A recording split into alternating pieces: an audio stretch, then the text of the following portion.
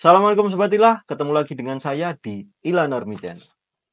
Di dalam konflik yang menemukan antara Robitoh Alawiyah dan Kiai Imaduddin, di mana konflik tersebut tentang pembatalan nasab Robitoh Alawiyah atau nasab Alawi yang tidak tersambung kepada Rasulullah, menurut saya mulai dari awal sampai detik ini itu sudah sangat tidak sehat untuk dikonsumsi oleh masyarakat awam seperti kita. Karena di dalam riset saya ketika melihat satu unggahan video di mana video tersebut diunggah dari kedua belah pihak, entah itu dari golongannya Kiai Imad, entah itu dari golongannya Robitoh Alawiyah, di dalam komentar, di dalam kolom komentarnya itu terjadi suatu perdebatan, di mana perdebatan tersebut sudah sangat jauh sekali melenceng dari apa yang dikonflikkan, yaitu tentang nasab. Tapi di dalam perdebatan tersebut, di mana di situ yang ada orang-orang awam seperti kita, itu lebih mengarah kepada caci makian, bahkan sampai ada yang mengatakan sangat kotor sekali. Ada yang mengolokkan bahwasanya antek Yahudi, antek penjajah, Kiai Imad itu gagal nyalon dan lain sebagainya. Jadi sudah di luar konteks sekali. Lah, dari konflik yang mereka buat berdua seharusnya itu bukan konsumsi halayak publik, karena di dalam konflik nasab ini tentunya membutuhkan keilmuan yang khusus tentang nasab. Jadi kita sebagai orang awam, kita juga harus bisa menyikapi bahwasannya apa yang diperdebatkan dua golongan ini juga mempunyai dasar semua, di mana menurut Kiai Imad bahwasanya di dalam tesisnya itu diperlukan kitab sezaman untuk mengaitkan bahwasanya nasab Baklawi itu sampai ke Rasulullah. Dan di sisi lain dari pandangan Robitoh Alawiyah itu tidak memerlukan kitab sezaman. Nah, dari sini saja sudah tidak bisa dipertemukan. Nah, kalau konflik nasab ini terus diglorifikasi, terus di-upload di media massa, ya yang menjadi korban ya kita semua sebagai orang awam, di mana kita yang berada di bawah ini selalu dibentur-benturkan dengan pendapat mereka yang ada di atas, sehingga kita yang masyarakat awam tanpa adanya ilmu tentang babagan nasab ini, kita hanya bisa mencaci maki, bahkan sampai ada pengancaman-pengancaman tertentu.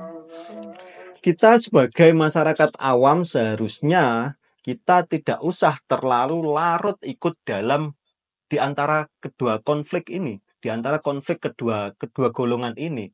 Kenapa ya? Kita pada dasarnya keilmuan untuk ikut konflik itu ya tidak ada, sehingga yang akan muncul dari kita itu hanya caci maki. Nah, kalaupun kita mengikuti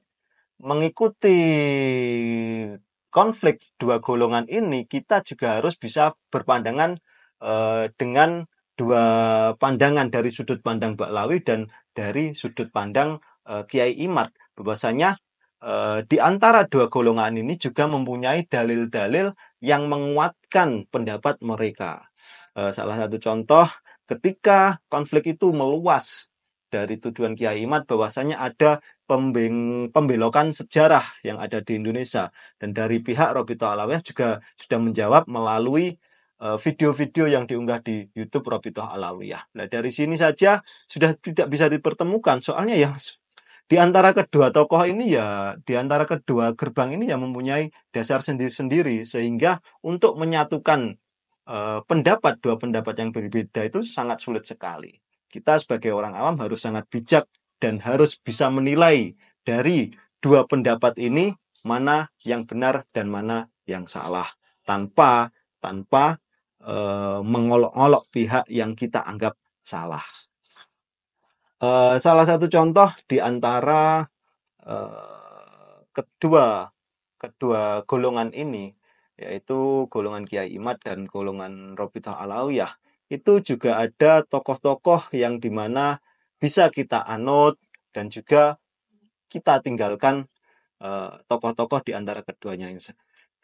Contoh di gerbongnya Kiai Imad misal, apakah kita akan tetap mengikuti seperti Mama Gufron yang bisa berbicara bahasa semut, atau seperti yang dari Kudus itu, yang siapa itu, Muhammad Maulana Ishak yang dari Kudus mengaku Imam Mahdi. Apakah tokoh-tokoh seperti ini akan kita ikuti? Tentu tidak. Dari kalangan Robita Alawiyah juga ada Ali Jindan misalkan. Apakah seorang Ali Jindan itu ya kita akan ikuti? Tentu juga tidak. Bahar Semit juga tentu tidak akan kita ikuti. Soalnya apa?